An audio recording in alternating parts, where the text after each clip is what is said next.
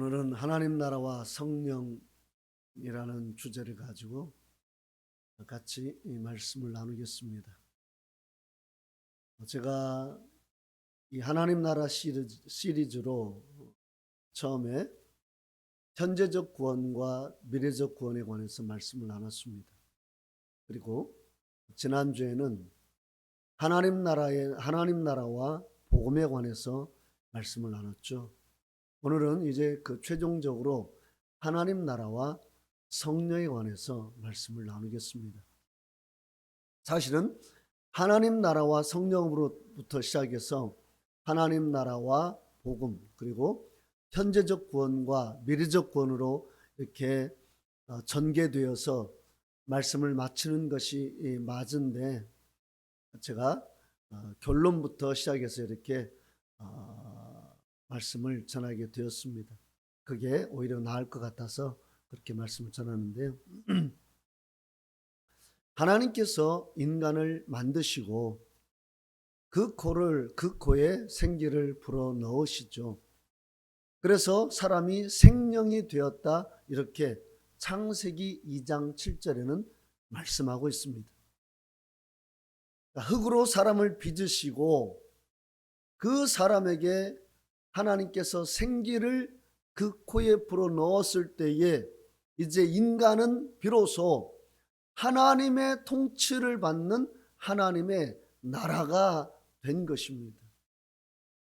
그런데 이 하나님의 나라가 그래서 하나님의 통치를 받고 살던 아담과 하와를 이제 사탄이 유혹하죠. 그래서 너희들이 선악과를 따먹으면 하나님과 같이 될 것이다, 이렇게 유혹을 합니다. 그리하여 아담과 하와는 그 사탄의 유혹에 빠져서 하나님의 통치를 받는 하나님의 나라가 되는 것을 이제 원하지 않고 본인들이 하나님이 되기를 원해서 선악과를 따먹죠. 그러나 그들이 하나님이 되었습니까? 아니죠. 그들은 하나님이 되기는커녕 하나님의 통치를 받는 하나님의 나라가 되는 그 모든 것들이 다 깨져버렸습니다. 그리고 그 아담과 하와를 통해서 이제 인류가 나왔기 때문에 그 모든 인류도 역시 이제 그 안에 하나님의 통치를 받는 하나님의 나라가 깨져버린 거예요. 왜 인간들이 이렇게 악한 짓을 서슴없이 하고, 왜 이렇게 세상 사람들이 그렇게 서로를 해치고 서로를 증오하고 또 서로에게 여러 가지 피해를 입히는 일들을 서슴없이 합니까? 그것은 하나님의 통치를 받는 하나님의 나라가 그 사람들 안에서 깨어져 버렸기 때문에 그런 것입니다. 그래서 지극히 인간적이고 육신적이고 자극적이고 쾌락적인 거예요. 여기서 중요한 게 있습니다. 자, 인간이 하나님이 생기를 그 인간의 코에 불어 넣으심으로 인간이 살아있는 영이 되어서 하나님의 통치를 받는 하나님의 나라가 되었는데 죄를 지어서 그게 깨졌다고 말씀을 드렸습니다. 그러면 이렇게 깨어져 버린 하나님의 나라, 하나님은 그것을 보고 하나님의 뜻을, 하나님의 그 가지고 있는 그 비전을 멈춰버리시는 그런 분이 아니라는 사실입니다. 하나님의 비전은 뭐냐? 여전히 인간에게 생기를 집어넣어서 인간으로 하여금 하나님의 통치를 받는, 그래서 하나님 나라가 되게 하는 것이 우리 하나님의 비전이에요.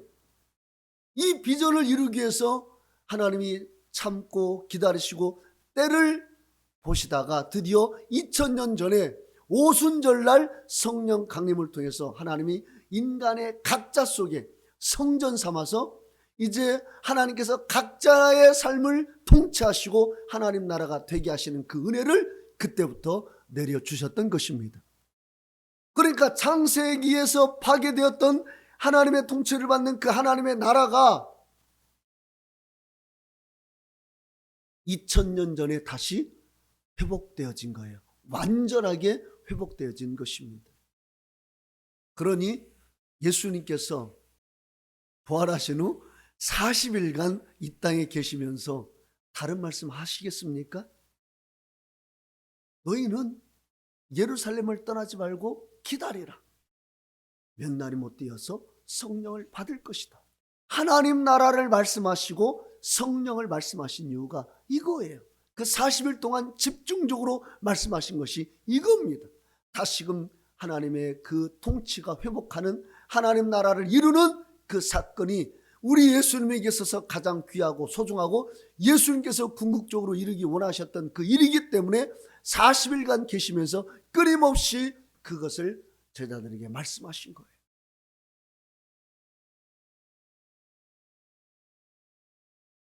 그러면 우리 안에 하나님 나라가 임하는 통로인 성령은 우리가 어떻게 우리 가운데 임하게 할 수 있을까요? 어떻게 하면 그 성령을 우리가 충만히 받고 성령의 그 내주하심이 우리 안에 있을 수 있을까요? 두 가지입니다. 먼저 본문 4절에 보면 기다리라고 말씀하셨죠. 기다릴 때 성령이 임하신다는 사실입니다. 우리 본문 4절 한번 읽어보겠습니다.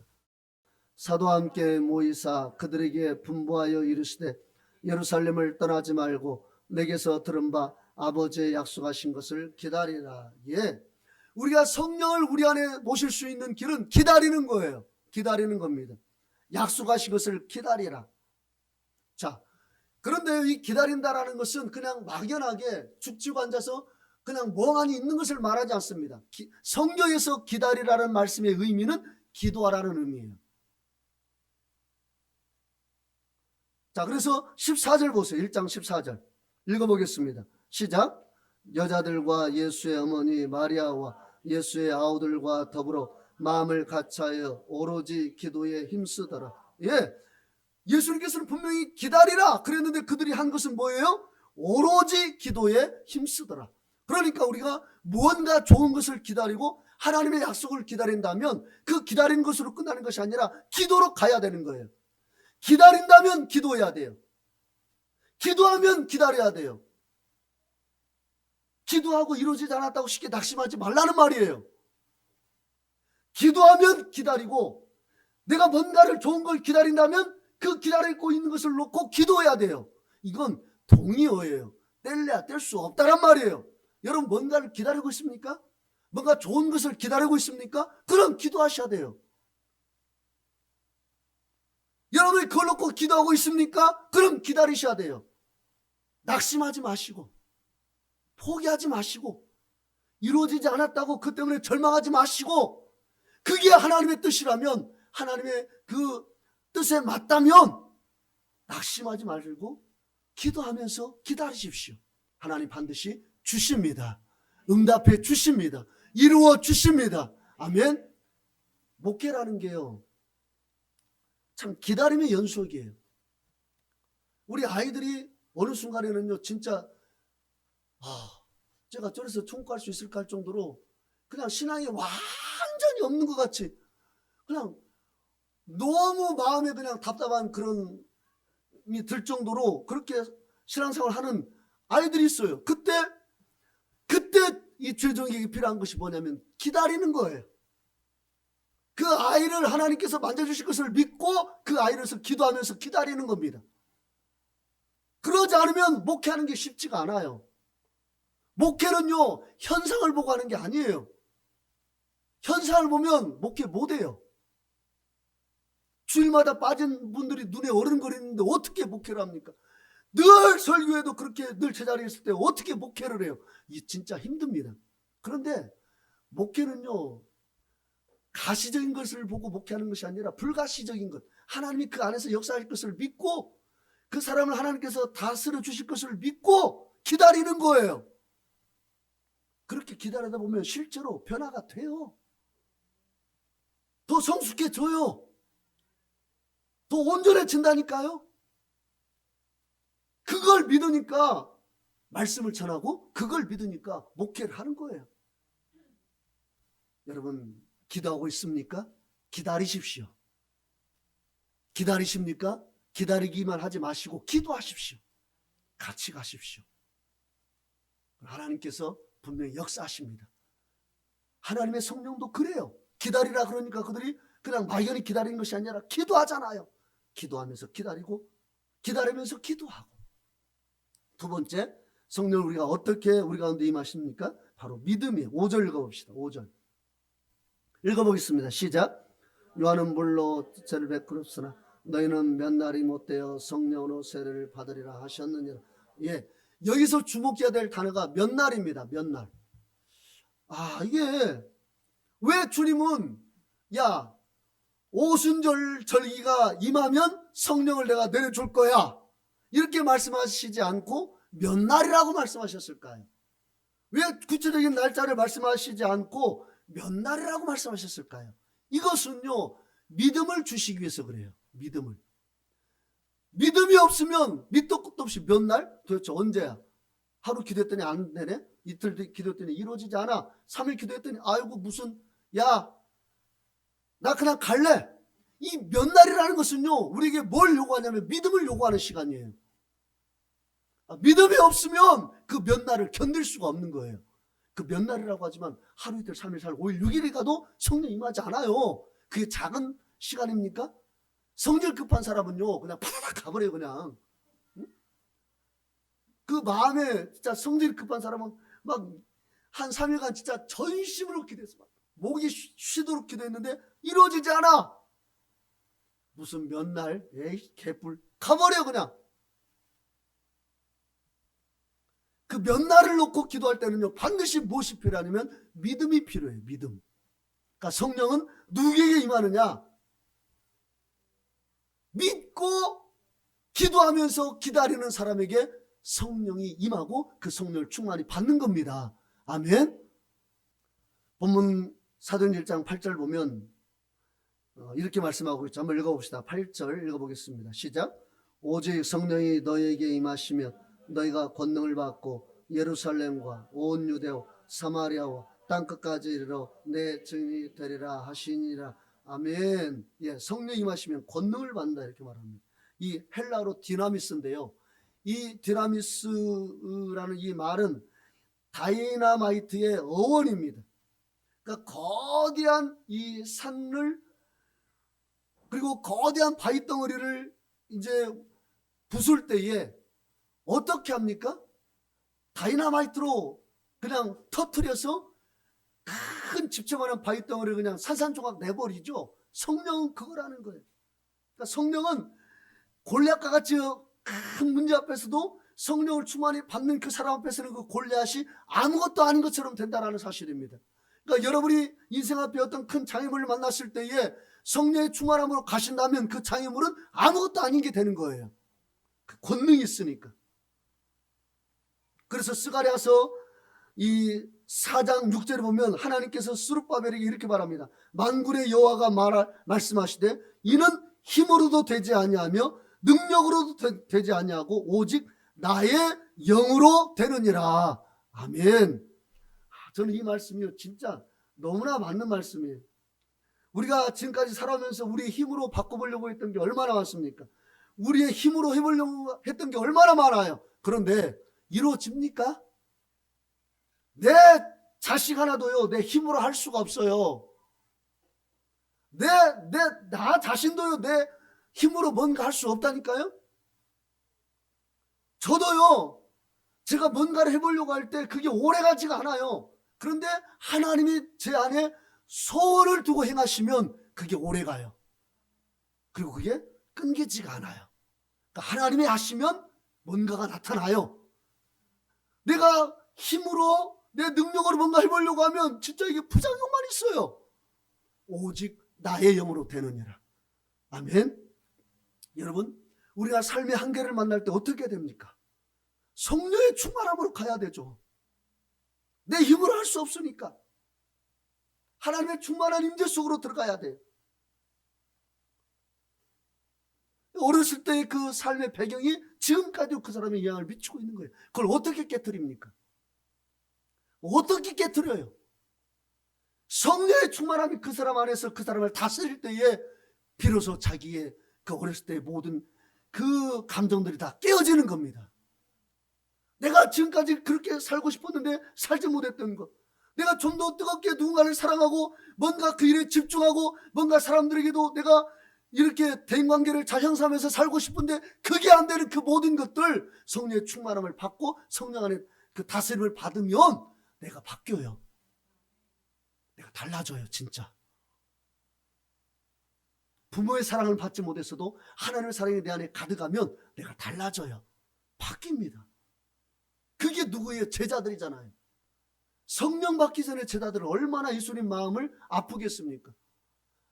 서로 자기가 높아지겠다고 서로 뒤에서 헐뜯고 미워하고 예수님 쟤만 좋아한다고 그러고 자기들끼리 막 시기하고 질투하고 오죽하면 예수님께서 십자가를 지시기 전날 수건을 두르시고 제자들의 발을 씻겼겠습니까?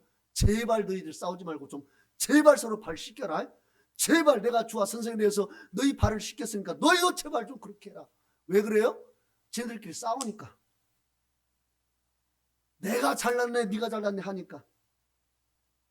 그러니까 예수님께서 그렇게 하신 거예요. 그런 제자들이 성령을 받으니까 어떤 일이 벌어집니까?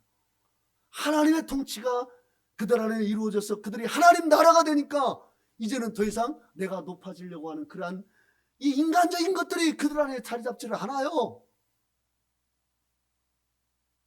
어떻게 하면 주를 위해서 살 수 있을까? 어떻게 하면 영혼들을 구원할 수 있을까? 어떻게 하면 그 영혼을 하나님의 나라가 되게 할 수 있을까? 그게 제자들의 고민이었습니다.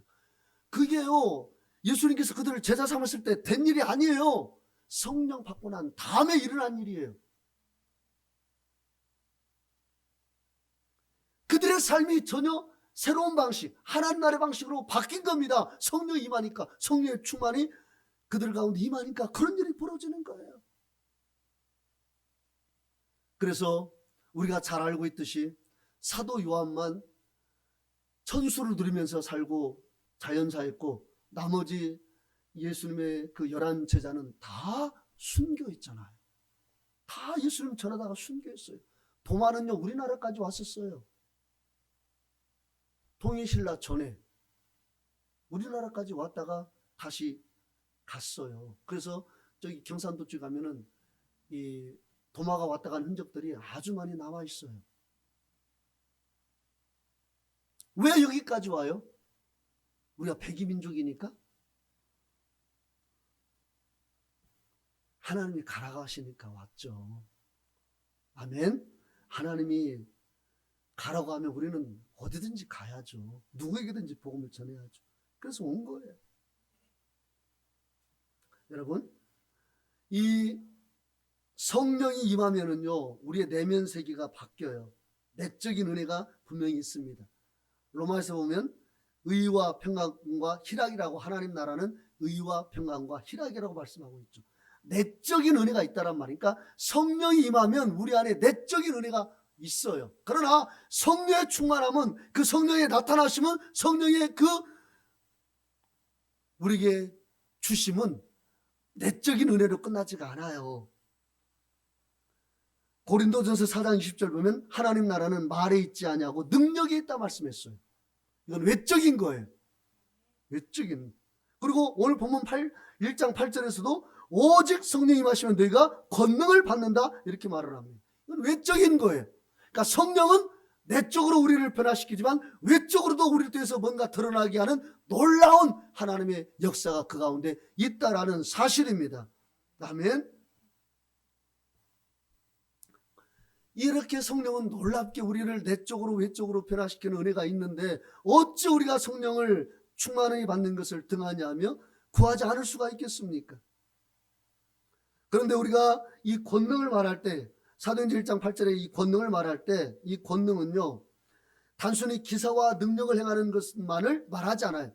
물론 권능은 기사와 능력도 포함되지만 이것은 내 삶을 새롭게 하는 권능입니다. 그러니까 내 삶에서 주님을 드러나게 하는 권능이에요. 그러니까 성령 충만한 성도들의 특징은 예수가 안에서부터 흘러나와서 드러나게 된다는 겁니다. 그래서 얼굴에서도 뭔가 평화가 느껴져요. 그리고 뭔가가 달라요. 세상 사람들과는. 뭔가 평안함이 있고 뭔가 사람들이 봤을 때 뭔가 다른 부분이 있어요. 그래서 자연스럽게 내가 그 예수 그리스도의 증인이 될 수 있도록 내적인 은혜가 외적으로 흘러나오는 그러한 은총이 성령의 충만함 속에 있다라는 사실입니다. 여러분 가는 곳마다 여러분을 통해서 그런 은혜가 있기를 원합니다. 당신은 뭔가 좀 달라요. 뭔가 당신에게는 아우라가 달라요. 뭔가 분위기가 있어요. 뭔가 당신을 좀 가까이 하고 싶은, 그리고 당신에게 내 고민을 털어놓고 싶은, 당신은 뭔가 얼굴에 뭔가 달라요. 우리가 보통 짜증나는 얼굴인데 당신은 얼굴이 환해요. 왜 그러죠? 뭔가 여러분 이런 말 들어보셨습니까 혹시? 안 들어보셨으면 우리 들어봅시다. 아멘. 제가 어디 가면요 혹시 목사님 아니세요? 그렇게 물어봐요. 이건 은혜잖아요 솔직히. 사기꾼 같네요. 그러면 이거 정말 뭐요? 내가 목사라고요? 얼마나 짜증납니까? 사기꾼 같다고 하면. 근데 보는 분이 혹시 목사님이세요? 그래요. 이건 정말 저는 은혜입니다. 은혜. 우리가요 어디 가서든지 뭔가 달라요. 당신을 보면 뭔가 달라요. 왜 그러죠? 다른 거 아니에요. 저는 예수 믿어서 그래요. 증인이 되는 거잖아요. 증인이. 아멘.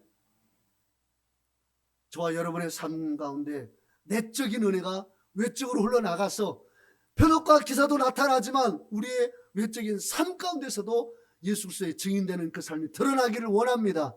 아멘. 그러므로 우리가 간구해야 될 것은 늘 성령의 충만함이에요. 저를 성령으로 충만케 해달라고. 성령 받지 못하신 분들은 성령을 달라고 기도하세요.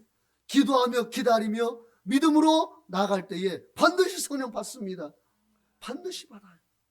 예전에 받으신 분은 지금 어떻습니까? 성령 받았다는 명함만 있으십니까? 그 명함 버려버리고 우리 막 기도 열심히 하는 거예요. 그래서 여러분 다시 방언으로 기도하시는, 그러니까 여러분 성령 받으신 분들이 이미 방언을 말했기 때문에 그냥 방언으로 말하면 돼요. 저는 말이 안 나와요. 성령 받았을 때는 막 나왔었는데 지금 말이 안 나와요. 그 말 하지 마세요. 그냥 나온다니까요. 그냥 막 방언으로 막 질러 보세요. 그냥 해보세요. 그냥 하시면 나오는데 혹 그냥 유창한 방언이 안 나올까봐, 혹시 방언을 하지 못하면 어떨까봐 그냥 자기 스스로 눌러버리는 거예요. 그러지 마세요. 방언을 많이 하고 오래 할수록 성령의 충만함이 더 내게 오는 것입니다. 성령 충만함은 두 가지예요. 기도를 통해서 성령을 충만히 받는 것도 있지만 또 한 가지는 이 성령은 진리의 영입니다. 진리의 영. 요한복음 14장에서도 진리의 영이라고 말씀하고 있고 15장에서는 진리의 성령이라고 말씀하고 있고 16장에서도 진리의 성령이라고 말씀하고 있어요. 그러니까 우리가 말씀을 가까이 하면 성령의 그 은혜가 내게 부어지는 거예요. 이런 은혜가 있구나. 이런 은혜가 있냐면서 성경을 볼 때 내 안에 충만한 은혜가 있는 것입니다. 그러니까 말씀과 기도를 통해서 우리가 성령의 충만함 속에 들어갈 수가 있는 거예요. 자, 우리 예배소서 5장 18절 한번 봅시다. 예배소서 5장 18절.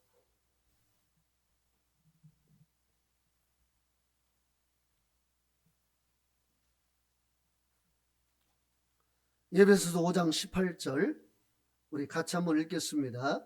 시작. 술 취하지 말라. 이는 방탕한 것이니 오직 성령으로 충만함을 받으라. 아멘. 술 취함과 성령 충만을 같이 빗대어서 말씀하고 있죠.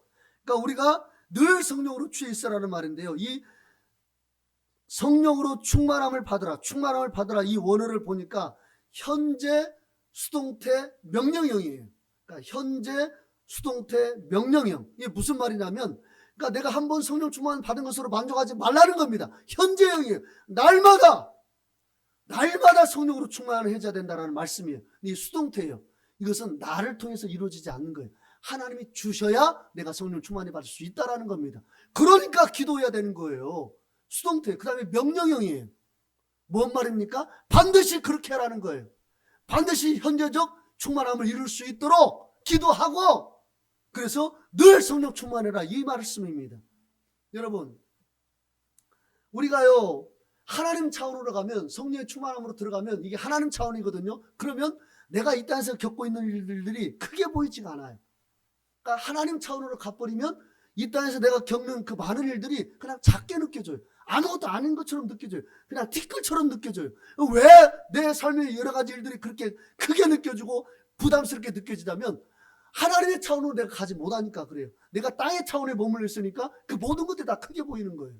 그냥 모든 게 다 어렵게 느껴지는 거예요. 하나님 차원으로 가버리면, 성령의 은혜 안으로 들어가 버리면 우리 땅에서 겪는 그 많은 것들이 결코 크게 느껴지지 않아요. 저는 그러한 은혜를 우리가 누리기를 원합니다. 그거 별거 아니에요. 하나님이 그냥 딱 한번 터치해 주시면요, 그 금방 해결돼요.